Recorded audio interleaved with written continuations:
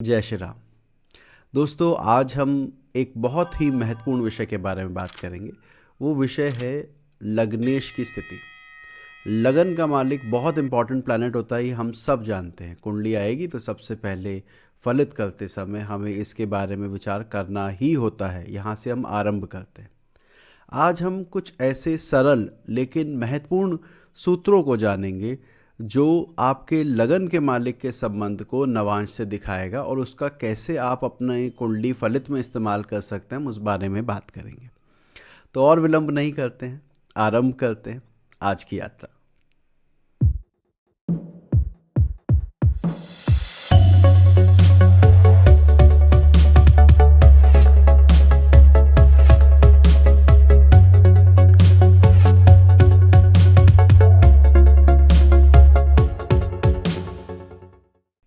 देखिए, ये बात तो किसी से छिपी नहीं है कि लगन के मालिक की इम्पोर्टेंस बहुत ज़्यादा होती है। अगर आप कुंडली फलित कर रहे हैं, आपके पास पत्रिका आई है, आप अपनी पत्रिका को जांचना खुद ही चाहते हैं, तो लगन का स्वामी कहाँ गया है, ये पहला शुरू के कुछ एक एक दो स्टेप जो आप कह सकते हैं इम्पॉर्टेंट, 3 स्टेप में एक स्टेप ये होता है कि उसकी स्थिति को देखा जाए।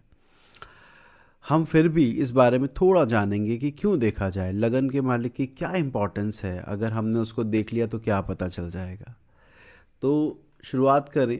सबसे पहले तो लगन का मालिक आपके स्वभाव को दर्शाता है। आप किस तरह लोगों से इंटरेक्ट करते हैं, आपके बात करने का तरीका क्या है, आप समाज को किस तरह से देखते हैं, वो हम लग्नेश से देखते हैं। इसके बाद जो दूसरा इम्पॉर्टेंट पार्ट हम लगन के मालिक से देखते हैं, वो देखी जाती है आपकी स्टेटस। दुनिया आपको कैसे देखती है, कितनी आपको इज्जत देती है।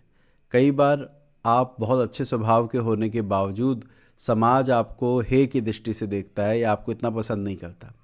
और कई बार उल्टा हो जाता है, आपका स्वभाव बहुत ख़राब है, आप जानते हैं, लेकिन उसके बावजूद लोग आपकी इम्पोर्टेंस को समझते हैं, आपको सम्मान मिलता है। तो ये सम्मान हम लगन से देखते हैं, वो पदवी हम लगन से देखते हैं, आपका मूल स्वभाव हम लगन से देखते हैं। इसके बाद अगला जो विषय इससे देखा जाता है वो है प्रोफिशिएंसी या प्रवीणता। किसी विषय की अच्छी जानकारी होना भी हम लगन के मालिक से देखते हैं। कई बार हमने देखने को मिलता है कि एक बच्चा जिसमें बहुत प्रतिभा है, केवल एक फील्ड में अपना दिमाग ना लगाकर डाइवर्सिफाई हो जाता है, अलग अलग फील्ड के बारे में सीखने की कोशिश करता है, जिस वजह से वो उतनी उन्नति नहीं कर पाता जितनी उसे करनी चाहिए। आप अपने काम में कितने पारंगत है, कितने हुनरमंद है, अगर ये देखना हो तो उसमें भी लगन और लग्नेश की स्थिति पर ध्यान दिया जाता है कि लगन का मालिक किन राशियों में गया। उदाहरण के लिए आपका कोई भी लगन हो, यदि लग्नाधिपति धनु राशि में गया है, इसको बहुत शुभ माना जाता है। धनु राशि में न केवल गुरु के गुणधर्म आते हैं, परंतु अग्नि तत्व राशि में होने के कारण आप में ऊर्जा भी रहती है। आप बहुत अच्छा परफॉर्म कर पाते हैं, आप बहुत अच्छा लोगों से क्या कहूँ काम ले पाते हैं, उनको सलाह दे पाते हैं, वगैरह वगैरह।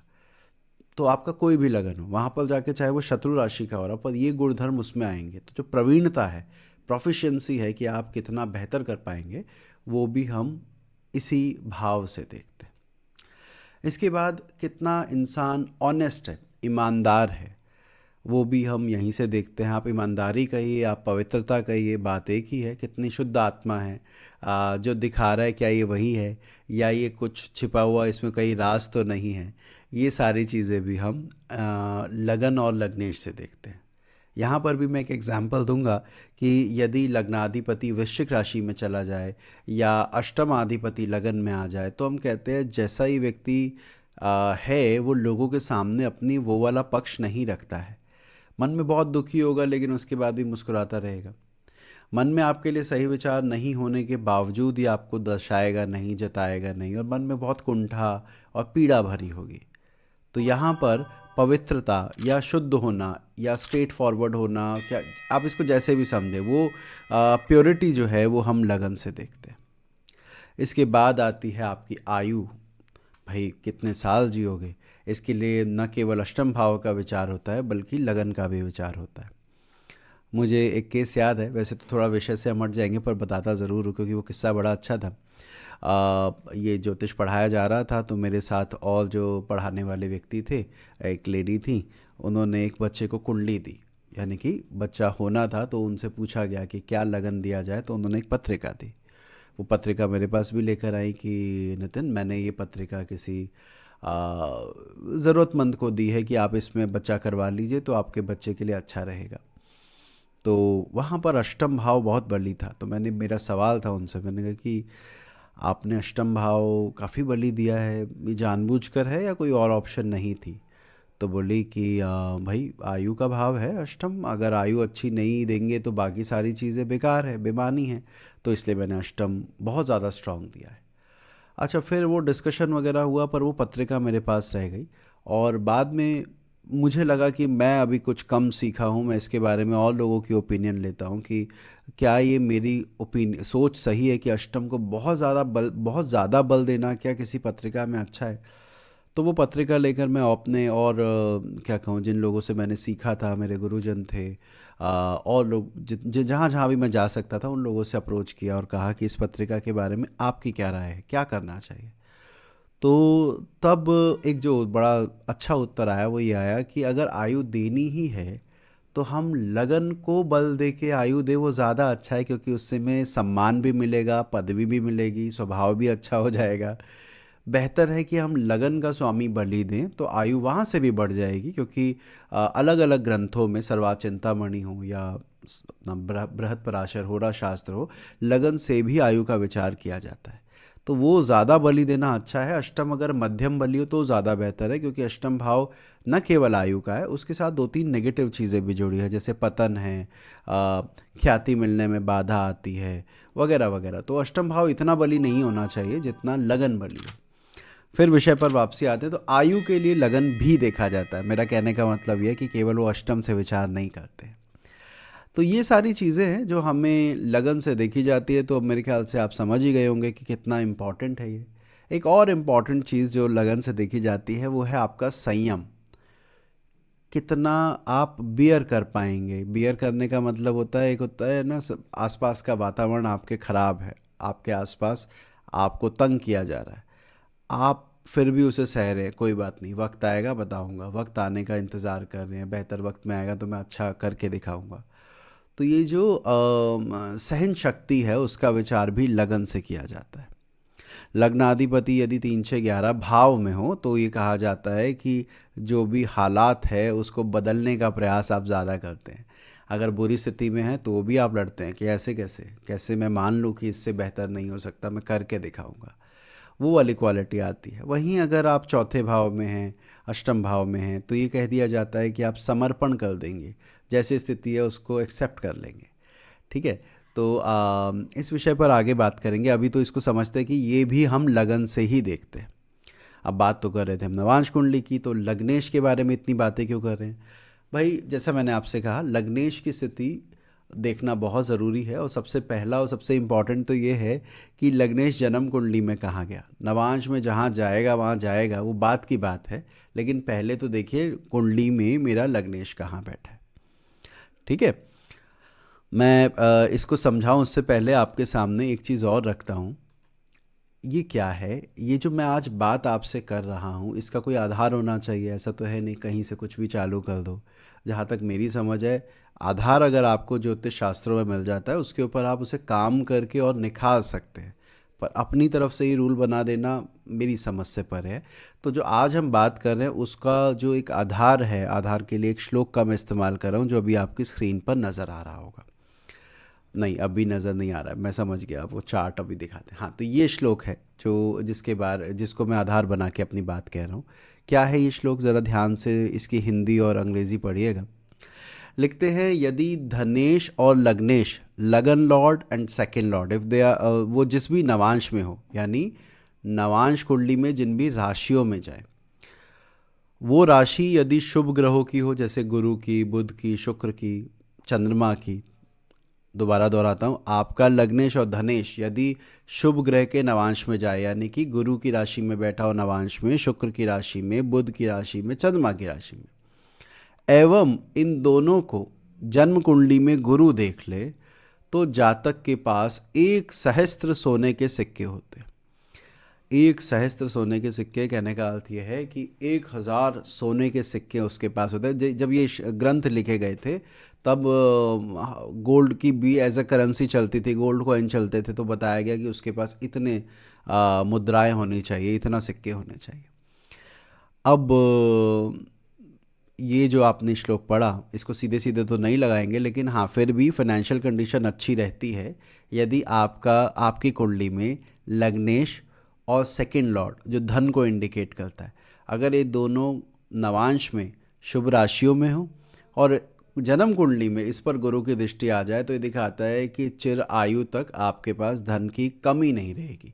परमात्मा कहीं ना कहीं से आपका काम चलाता रहेगा।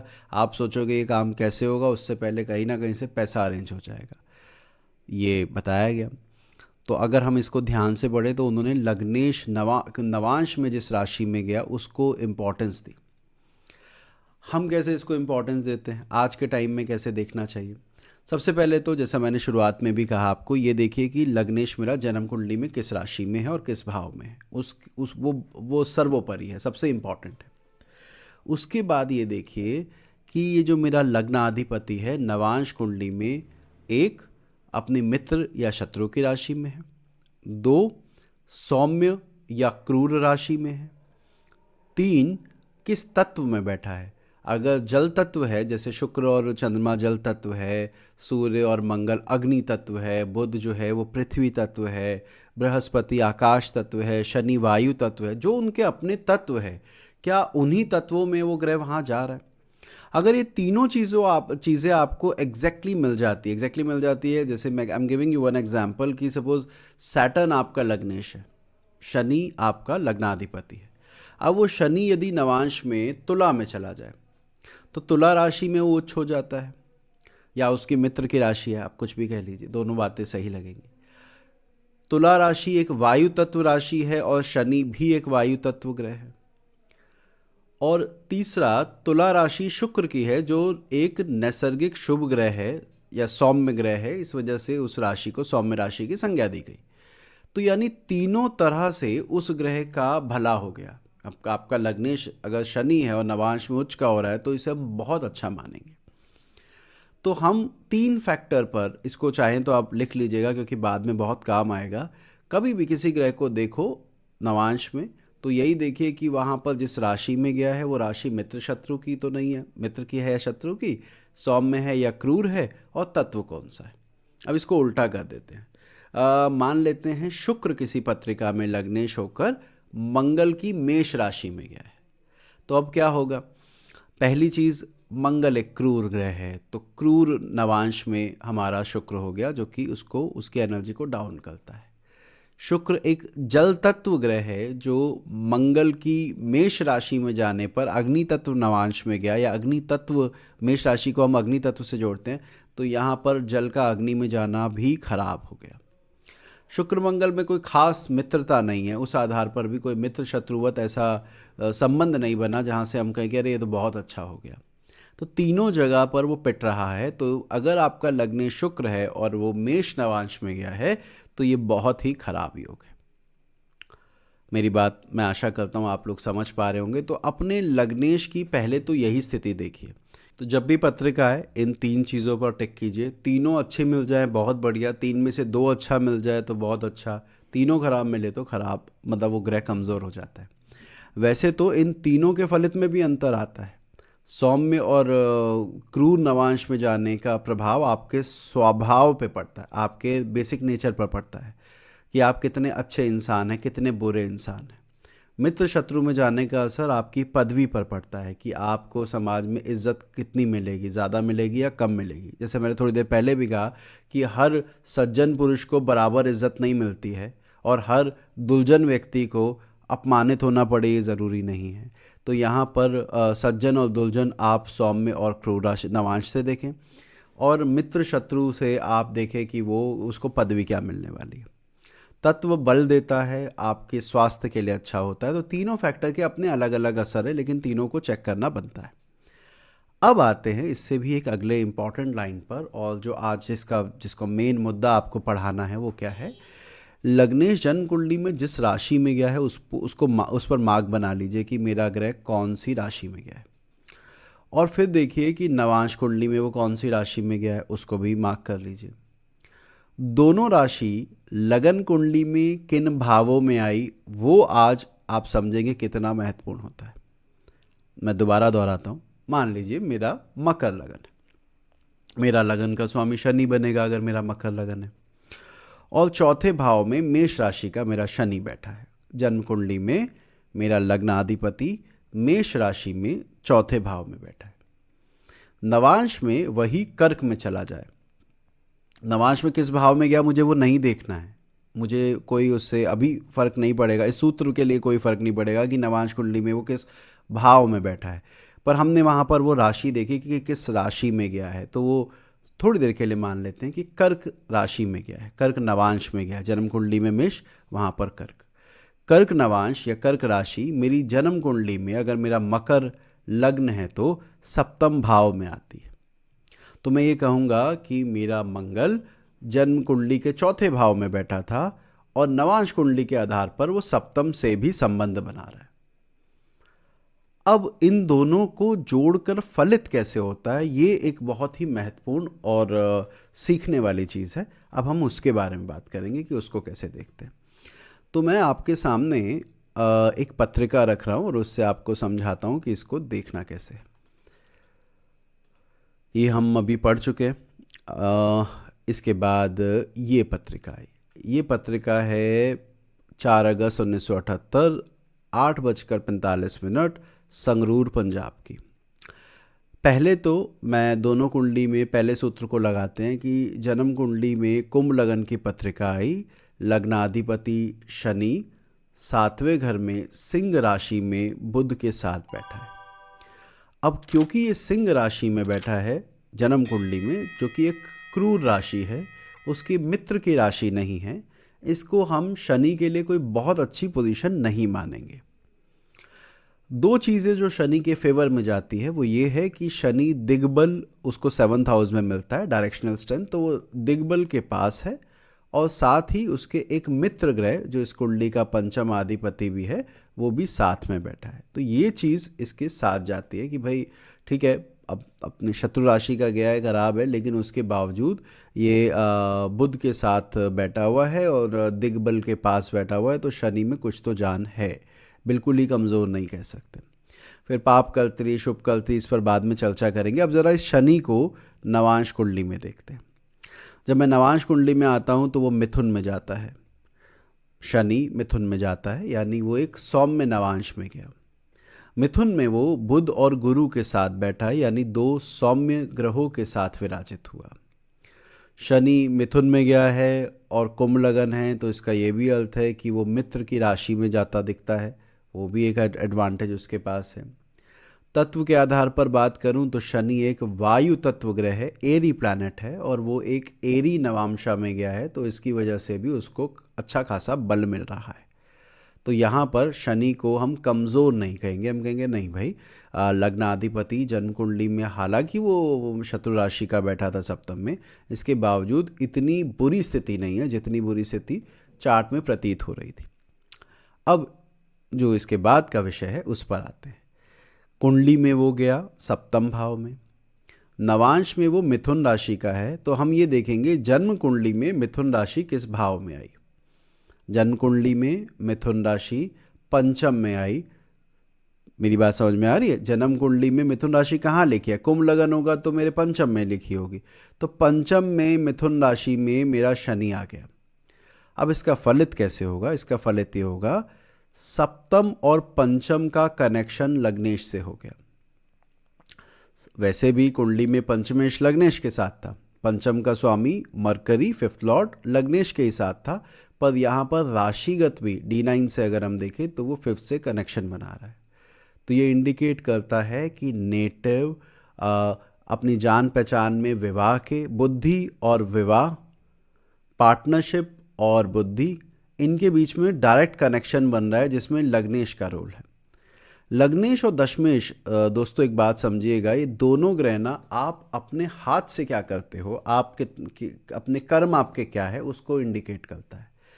मेरी बात समझिएगा, लग्नेश और टेंथ लॉर्ड ये दोनों इंडिकेट करते हैं कि आपकी डीड्स कैसी हैं, आपके कर्म कैसे हैं। तो ये दिखाता है कि आपके एफर्ट किस डायरेक्शन में रहे। तो अगर मेरा लग्नाधिपति 7th हाउस में है और वो 5th से बाद में जाके कनेक्ट हो रहा है, ज़्यादा पीड़ित भी नहीं है, तो मैं कहूँगा 7th का और 5th का कनेक्शन होने की वजह से जातक की कुंडली में लव मैरिज के कॉम्बिनेशन है, जिसमें जातक ही प्रपोज करेगा।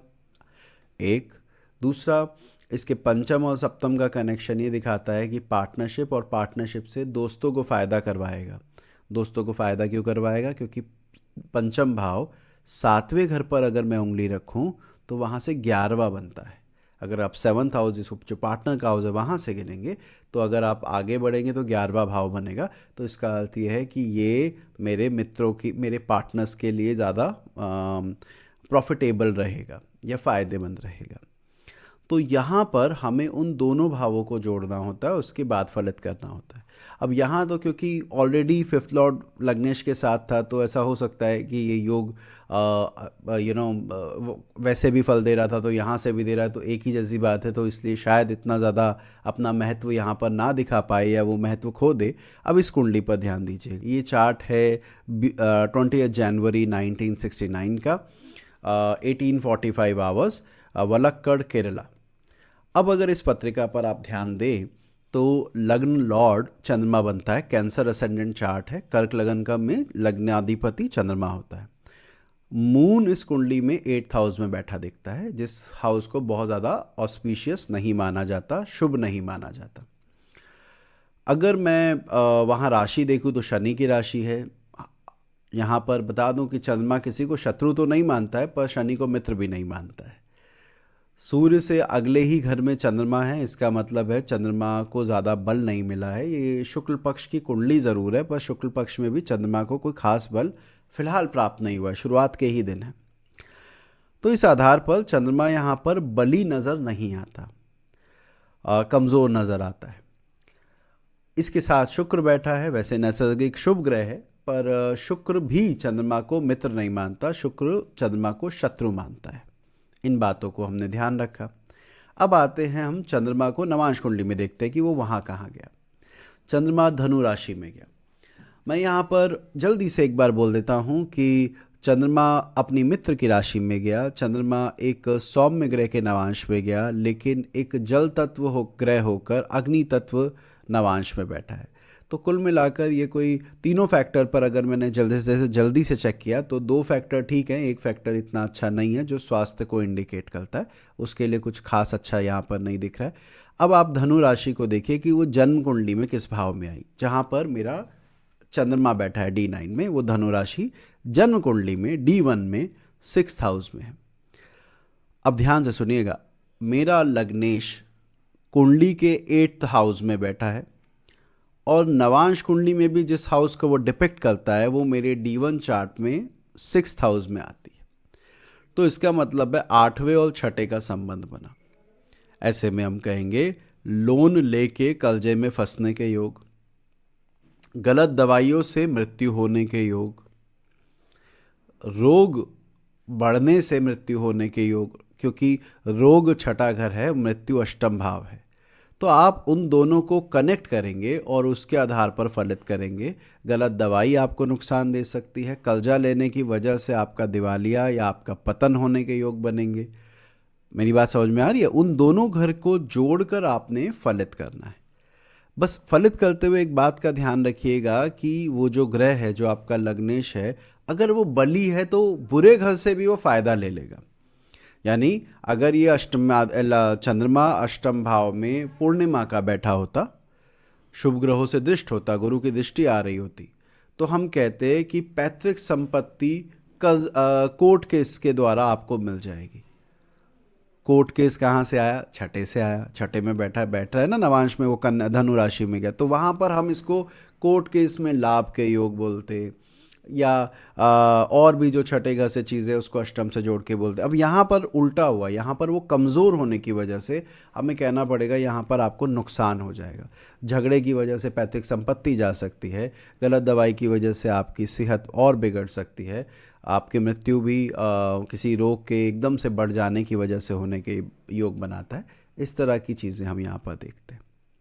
अब ये विषय काफ़ी लंबा है, अभी तो हमने लग्नेश को सिर्फ 2 भाव से जोड़कर आपको बताया। ये सफ़र आगे भी जारी रहेगा। आपके लिए मैं एक पत्रिका और दिए जा रहा हूँ, इस पत्रिका पर आप लोग काम करेंगे और मुझे कमेंट सेक्शन में बताएंगे कि आपको क्या लगता है इस जातक के साथ इस सूत्र के आधार पर क्या क्या घटित हो सकता है। ये 24 अप्रैल 1958 की कुंडली है, 10:50 बारडोली गुजरात की कुंडली है। तो इस पर आप काम करेंगे और मुझे बताएंगे। आशा करता हूँ ये विषय आपको समझ में आया हो, सरल हो, और शुरुआत के जो नियम मैंने आपको बताए थे वो तो आप लगाइएगा ही कुंडली पर कि लग्नेश किस राशि में गया, किस भाव में गया, उसको तो फलित में इस्तेमाल करते ही हैं। यदि कुछ अच्छा समझ में आया हो, कुछ नया सीखने को मिला हो, तो इस वीडियो को लाइक करना मत भूलिएगा। ज्योतिष संबंधित अधिक जानकारी के लिए यदि आप इस चैनल पर नए हैं तो इसे सब्सक्राइब कर सकते हैं। मिलते हैं अगली बार, इसी विषय को और आगे से बढ़ाएंगे। जय श्री राम।